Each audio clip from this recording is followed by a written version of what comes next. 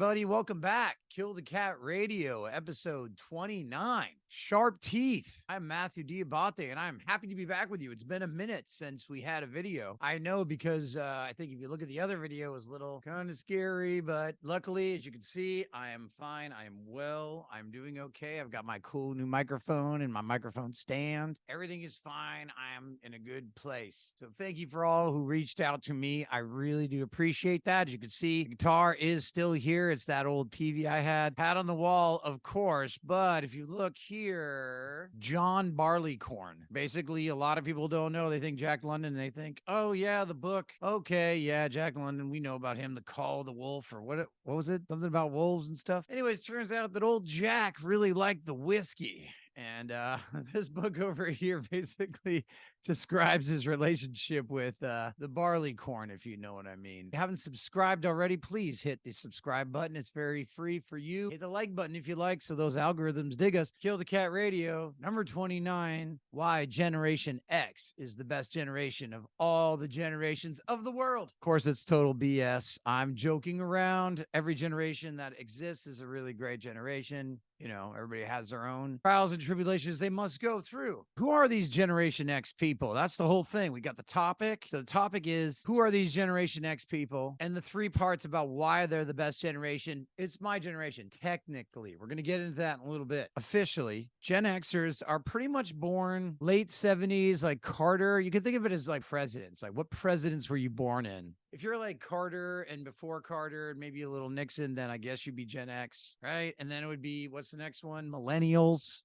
Is that the one after Gen X? I think it is. I'll look it up. I'll try to figure this out. And then there's Gen Z. I got to really figure all these things out. Who makes these things up? I don't know who makes these things up. It's crazy. Who decides like what generation is what? Generation X is the most interesting generation. So let's go back in time a little bit, folks. This is point one. 100 years ago was 1923, the start of prohibition in the United States of America. People were leaving out to go to Europe. Writers were everywhere. Hemingway, all those great American expats out there, Fitzgerald, right? All those fantastic people. They were all out there. They were hanging out. And at that time, Gertrude Stein, the great American writer as well, but she was an expat by that time, said to Hemingway himself, you guys are all lost generation. And it was kind of the first beginning of when people started looking in terms of generations, because, you know, you have the greatest generation or whatever. Those are the World War II people. And then everybody talks about the boomers. I'm not sure who's between the boomers and then Gen X. And then after us, it just keeps descending, I guess. And then you have the new people. If you were born when the internet was already here, that's crazy. Us Gen Xers, we were at that pivot point between when you still have to remember people's phone numbers, right? And remember people's beeper numbers. I had a beeper. It was pretty cool. Yeah, it was pretty fun because you could send different people different things. So if you really needed help, you'd beep 911 and be like, beep, beep, beep. And you're like, oh, check my beeper right over here. You know what I mean? And then you look at it, it's kind of funny. Or if you had a girlfriend and that you just wanted to hang out with, if you know what I mean, a girlfriend that would text me 69. That was kind of a fun text to get, gotta say. Sorry, it's adult programming, all right? I'm a man, I'm 46 years old. I'm allowed to talk about these things. We're all adults here. Aren't we, guys? We're all adults. The Gen X generation is in that kind of place between analog and digital. And a lot of people who came, it was basically whoever was before that and whoever was living it now. And so if you grew up with Facebook and social medias and internets and all of this stuff, that's fantastic, but that's not Generation X. We were the last ones, I think. And I think there's a little pocket at the end of the Generation X portion that we weren't even cool with them because they were almost too boomery, I guess, whatever that means. Anybody who's like late 70s, maybe 83 would be considered this particularly lost generation, you know, Gen X, but it was like the bottom of Gen X, X2 maybe. So it's like Gen X, but a little 2 on the bottom of it. Like, so it's like some kind of mathematical symbol. That's us. We didn't know what was going on. We knew that, you know, to do something like what we're doing here, like this podcast would take tons of money. We would have to use real tape. There was nothing digital. I bought this camera that you guys are looking at me from. I bought this camera you guys are looking at me with. Okay, for $20. This mic was $10 maybe. I hooked it all up to a computer here. That doesn't cost a lot of money. If it was 1996, this would actually be legit production value for MTV or some shit. If you look at MTV back in those days, it was pretty cheaply made. So this is what's great about our generation now. This is kind of the pros portion of these generational gaps. What are they? I mean, I know we talked about it already, like the millennials, you know, we know the millennials are around, came upon the world with their sort of social media background. Then you had Gen Zs, who are these people? Are they super young? I don't know. Cons of Gen X, though, is that we really never did anything. We were the slacker generation. If I told you guys, do you remember the movies Singles or at least the soundtrack or like Reality Bites or any of these kind of sort of making fun of the slacker generation? That's what they called us, slackers. Baby boomers like, why don't you guys just join us in the ranks of amazing stuff? It's like, well, you guys kind of suck. We don't want to do coke and own a Volvo, right? We just want to study Tibetan philosophy, maybe, or score narcotics from the streets of Los Angeles. Start an indie rag paper. Start a 3-piece band with a girl as a bass player. I don't know, sing about sweaters and shit. We knew already that the revolution was over, and then before you know it, just like that, internet came, because we were that lost generation, as Gertrude Stein said. But frankly, we didn't do anything with the powers that we had. We knew how to read encyclopedias. We had that stuff. And then the digital revolution comes around. Boom, we were immediately supplanted by the next generation, what I think was the millennials, and everybody who was savvy about computers from day one. I mean, if you don't know the score, then how are you supposed to even be a part of the game? I mean, it doesn't work that way. And that is where a lot of the Gen Xers that I know, the legit Gen Xers, like the people who we would consider Gen Xers, not the lost generation like us, the X2, they sort of just said, yeah, all right, we figured out the system. We're just going to hang out over here and just ride it out. And I think the X2 portions, that's kind of where I'm at, where it's like, wait, guys, Gen Xers, okay? You guys out there, we're the part of the two, okay? It's great. This is the perfect time for us to unite our forces. Everything's cheap. Communication's cheap. The way we can contact each other is cheap. The way we can just write books is cheap. We can put out our own novels. We can put out our own art galleries. We can do everything we want to do. COVID's over. We have the whole world at our disposal right now. We need to be doing this right now. I'm telling you. And that is the part of X2, that strange lost generation. I think there's tons of us like me. So anybody who's out there like you guys who are also that age, you know, or around that age or whatever, at least feel what I'm talking about. Get it together. We are so ready to go right now. Everything is right there at our feet right now. So the positive things, as I said in point 1 from the clipboard, is that, yes, we were kind of this interesting version of a generation that was already an interesting version of a generation. And 2, the downside of it is that we learned bad habits from that same generation because they were kind of lazy and said, well, the game's rigged, so why play? And I think X2, like where I come from, the Generation X2, the little 2 version, is a lot more spunkier. We got more fight in us. We're more tough, I think. I think we're just tougher breed. And I met tons of us like us. And I'm really happy to be part of that. But you know, the third quality that we got to bring up, obviously, about these generational gaps is people really did think Y2K was a thing. That's kind of one of my favorite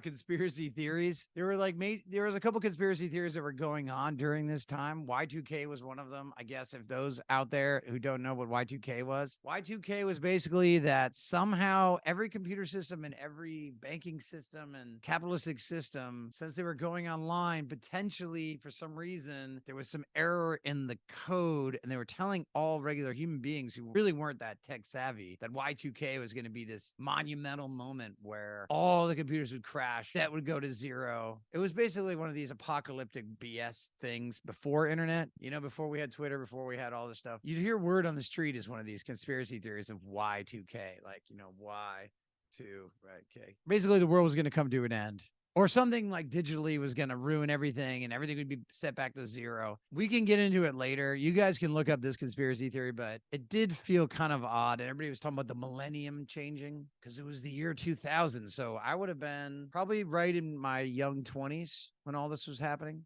I think young 20s. Yeah, something around that era. And I remember feeling it too. It was right before 9/11. We didn't know that was going to happen. And a lot of talk about like Mayan calendar stuff. 2012 was going to be the end of the world. There was just a lot of this kind of morose things going on. So I don't really blame Gen X for being, well, first of all, the most heroin addict generation since the 70s when the fathers were coming back from Vietnam. I mean, it was crazy. It was everywhere during that time. I try to tell people about that time in 96, 97, especially in the drug trade in California. It was insane. So, but frankly, to be honest with you, yeah, there were a lot of things that the Gen Xers were right about. They knew that, you know, new digital things were changing. The economy boom, you know, that Silicon Valley was born. Y2K never did happen, but you know what did happen was 9/11 again. You know, now it's the war on terror, and you got George W. Bush and the contested elections, and before you know it, it was a very wild time to be alive. And a lot of the Gen Xers are like, oh, we're so bored. The Cold War is over. There's no war,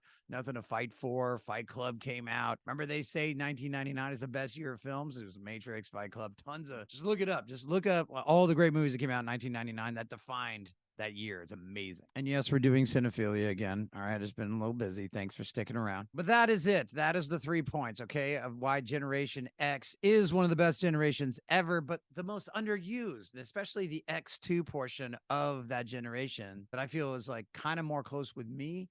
And we're a little bit close with the millennials because we did embrace the future of social media and the way of doing what we're doing now and putting out different kind of freewheeling art spirits out there, because we have the opportunity now to be able to do that. And I hope that this video is kind of infectious to those out there who really want to do it. So keep doing it. So get in there and do it. So that's it. Now we're over here at special portion, the creep of the week. Okay, so folks, the creep of the week this week is, who's inventing these stupid generations? We're all human beings here. Hello. We're not different. Yes, certain age groups do have different things that go on in their world. If you want to go back on C-SPAN or something like that, like go on YouTube and just watch like presidential debates from 1969, which is what I do because I'm an idiot and I love politics. I'm like a low-key political junkie. If you were to go back and look at any of these videos, you realize nothing's really changed. Yeah, it's repackaged. It's made different. It's the same stuff. We create these divisional characters, right? Like, oh, what identity are you? Or, oh, what sexuality are you? Or, oh, what generation? Oh, you're from that generation, so therefore this, right? Those are a priori arguments, which is the first logical fallacy in any kind of legal argument, is saying that you already presuppose you know somebody from information that you have very, very small amount of. And that's inappropriate for any kind of dialogue. So the creep of the week is even saying that there's generational difference, period.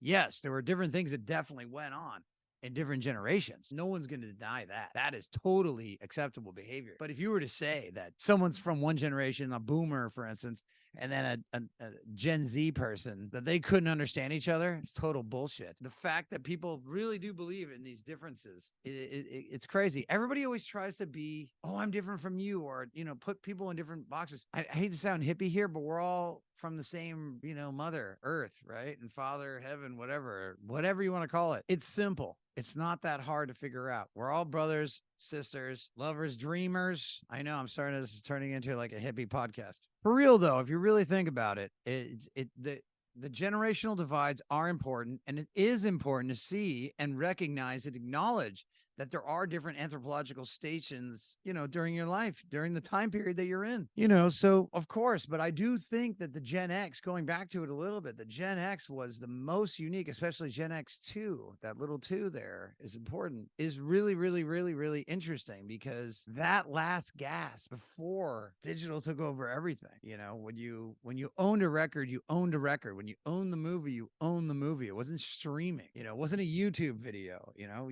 I remember when Facebook, you remember Tom, right? He wants to be Facebook friends. Remember Tom? Or no, that was, where was Tom from again? Was Tom from MySpace? Whatever. Shout out to you, Tom. Thanks for being my friend, my first friend. Tom really got around back in those days. Anyways, I just want to thank everybody here. We're going to go right over to the talkback section. Talkback section. Number 1. Hi, guys. Yes, it's been a while. Thank you for checking in with me. I really appreciate it. Thank you all out there who are super people. You guys are great. I appreciate it. Did not want this whole like next 2 episodes, 29 and 30, to be depressing. I thought it was just so funny to talk about generational stuff. I got a lot of letters. I got a lot of comments. I really appreciate you guys. Thanks for being a part of my world. I really love you guys.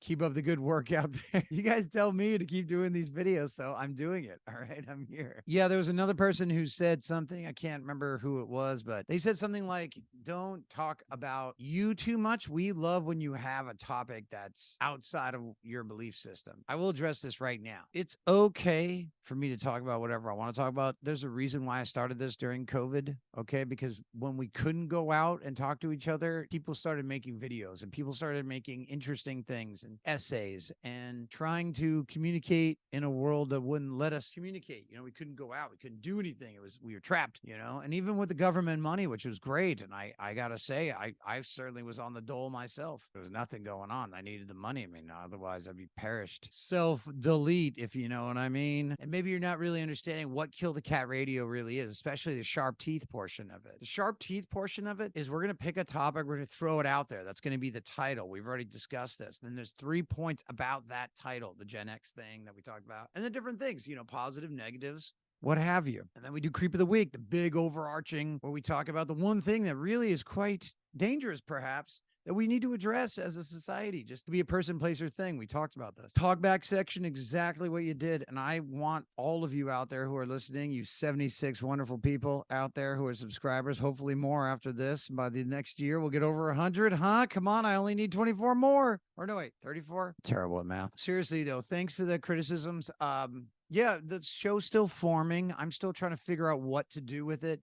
I love our stuff we're doing now. I think it's great. I think we got a lot of people involved. We're going to have the Literate Sunday portion, which is kind of more skewed towards writers and that kind of topics. Cinephilia, all my stupid favorite movies, right? We got Cinephilia. So Kill the Cat Cinephilia, Kill the Cat Sharp Teeth, Kill the Cat Literate Sunday. It's really great. There's a lot of different things that are going to be going on with these channels, and I'm just happy to be a part of it. I'm happy that you guys are a part of it. We've really hit some crazy hours, some crazy viewing hours. It's so cool to know how many people we're actually connecting with all over the world, and it's so great for you guys to be here. So I just want to go ahead and give a shout out to all of you guys. Thank you very much to you 76 subscribers out there. Thank you so much for that. I'm doing great. Thank you for checking in with me. This is Kill the Cat Radio Sharp Teeth. This is episode 29. My name is Matthew Diabate. We're here hosting live in Williamsburg, Brooklyn. I want to wish you guys a wonderful Thanksgiving week. Okay, gratitude, guys. Remember, gratitude is the only thing that's going to save us from our dastardly egos. So remember,